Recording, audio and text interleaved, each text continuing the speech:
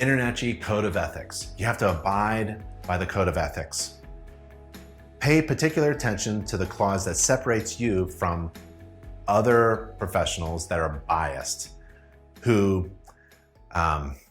perform inspections simply to get leads for their contracting work. So you don't want to be like that. You don't want to perform. There's a group of energy auditors out there who have a code of ethics that allow them to inspect a home, make recommendations for windows and insulation, and they just so happen to drive up in a big truck filled with insulation and windows. That's actually there's a large energy auditor group that allows that. And the Code of Ethics says that it's okay to do that, to drive up in a truck filled with windows and insulation, inspect a house, and then make recommendations to fix the windows and add insulation. And oh, by the way, I do that. It's okay, as long as you tell people that it's a conflict of interest. As long as you disclose your conflict of interest, it's okay? No, we think that's BS. InterNACHI's Code of Ethics is a much higher standard. Watch this video about the InterNACHI Code of Ethics.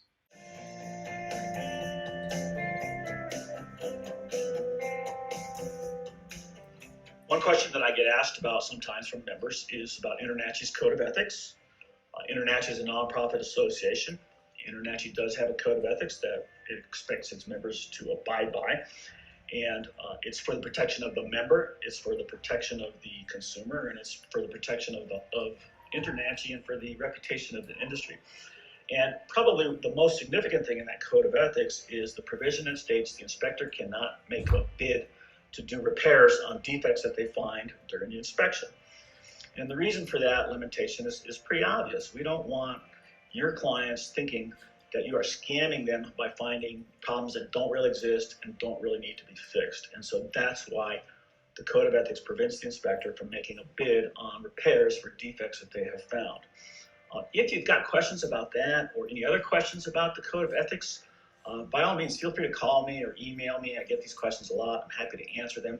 If I could say only one other thing about the Code of Ethics, I would say a lot of it is just common sense. It's be a good person, be honest, be competent, be good at what you do, be truthful, and that will make you look good, that will make InterNACHI look good, and that will make the reputation of the industry strong. And complete the Code of Ethics course. So we have a free online InterNACHI Code of Ethics course. There's the Code of Ethics there. If you scroll down, you can take the InterNACHI Code of Ethics course. We also have a Code of Ethics for our vendors as well. So if you take the Code of Ethics course, just visit the page and then click here to begin the course. And it looks a little something like that. We go over each section of the course step by step, and you simply click through. And the one clause that comes up a lot is, I think it's clause number 11, section 111.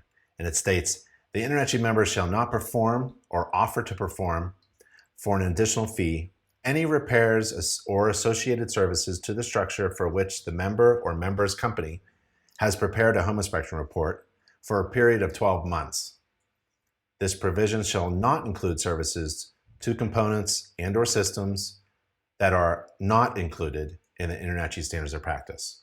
So if you perform a home inspection and there is a system that is defective and that system is clearly outside the scope of a home inspection, then this clause would not apply to you.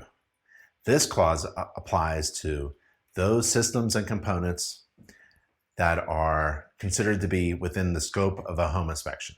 And if you find a defect and you make a recommendation to get that defect repaired, you can't do the repairs on that home for at least 12 months. So the Code of Ethics, it really separates you and makes you the best of the best as a trusted, neutral, third-party professional.